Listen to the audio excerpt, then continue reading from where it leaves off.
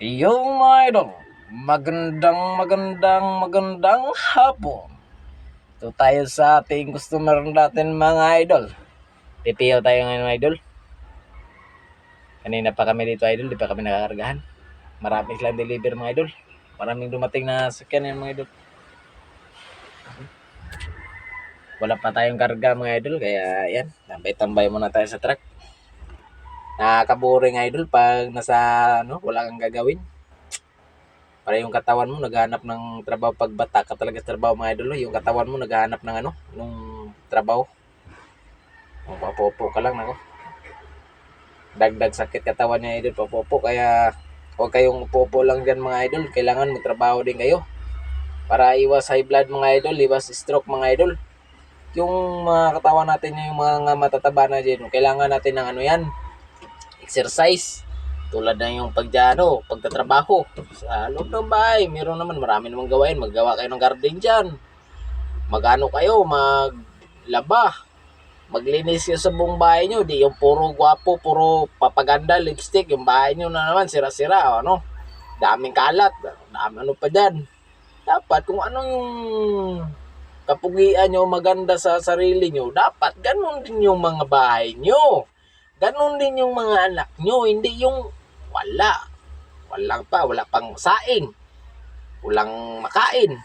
Naku, kasi nandun sa sa sugalan o ano pa dyan. O ganun mga idol, masama yan. Wag natin ugaliin ganung sistema, kasi nga kawawa yung mga anak natin mga idol, no?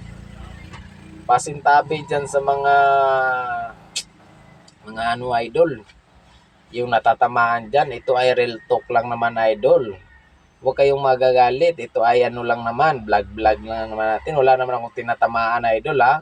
Pag galit kayo, ibig sabihin natatamaan kayo mga idol. Ayan. Kailangan natin isikasuhin yung mga anak natin. Huwag natin pabayaan yan. Pare-parehin kailangan natin. Meron sila na yung pagkain. Meron na nagsasaing. Di yung oras na alas 6 ng gabi, wala pang apoy yung nyo. Tawag yun, wala pang apoy yung saingan nyo. Kawawa naman yung mga anak nyo. Gala na ng gala kung saan to banda kakain o ano naman. Diba? Nakakawa lang pag na idol yung mga anak nila mga idol, pinabayaan. Buti na lang idol yung asawa ko, hindi ganun idol, no? Sipag to yung asawa ko. Pagdating sa bahay talaga, ang linis yan. Pag uwi ko, naku, meron ng luto yan. Upo na lang ako, nakakain na lang. Yun, napakaswerte ako sa asawa ko dyan. Kahit gano'n na yung asawa ko diyan. Mahal ko yan, di ba? Shout out sa iyo dyan, ma. Diyan ka lang, alagaan mo yung dalawa nating anak. Ito yung asawa mo, nagtatrabaho. Trabaho para sa inyo, para sa atin, di ba? Kaya, supportaran mo lang naman ako, mama. I love you. Ikaw ra, wala nang iba. Sapat na. Ba? Yun dapat mga idol. Tayo maghanap ng iba. Kung meron na tayong mga asawa idol, hindi na tayo maghanap. O meron tayong mga jowa, kasi nga hindi na tayo pwede maghanap kasi nga meron na. Dapat isa lang. Huwag yung puro marami. Kasi yan mga idol. Makakarma yan. Masisira yung buhay mo, masisira yung pamilya mo. Dapat isa lang. Diyan ka lang nagpo-focus sa pamilya mo mga idol. Di yung marami kang syuta, marami kang dyan. Hindi lang sa mga lalaki, pati na rin sa mga babae. Marunong kayo makontento kung anong meron. Kung ano nga ang meron.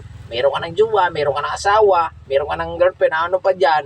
Dapat isa lang, di ka na maghanap ng iba pa. Diba mga idol? O titingin-tingin ka kasi natamaan ka. Parang ganun. Real talk lang tayo dito mga idol. Ako nag-iisa lang yan. Kahit dito yung asawa ko. Inaano ako ng asawa ko, meron daw ako ng iba, meron akong pinapadalan. Wala. Anong pinapadala? Kulang nga lang yung sahod ko sa pamilya ko. Mayroon pa akong mga iba. Kalukuhan yan. Dapat ganun lang yan idol. Stick to one tayo sa sa pamilya natin. Kailangan maging matutuo tayo para na rin malinis yung pagsamahan natin. Pagsamahan nyo. Diba? Ganun lang yung mga idol. Ayun na idol. Marami na akong nasasabi. Pasensya na kayo. Baka natamaan kayo dyan sinasabi ko. Ito idol. Ayun yung totoo. Paki-follow, paki-comment sa ko mga idol. Sa page ko, Pobring Vlog. Ayan, huwag na kayong maya idol, paki-share. Kung okay lang sa inyo, i-share nyo na. Nakakatulong pa kayo. Maging masaya pa ako, di ba, idol? God bless you sa inyo, idol. I love you. Iyon lang. Bye!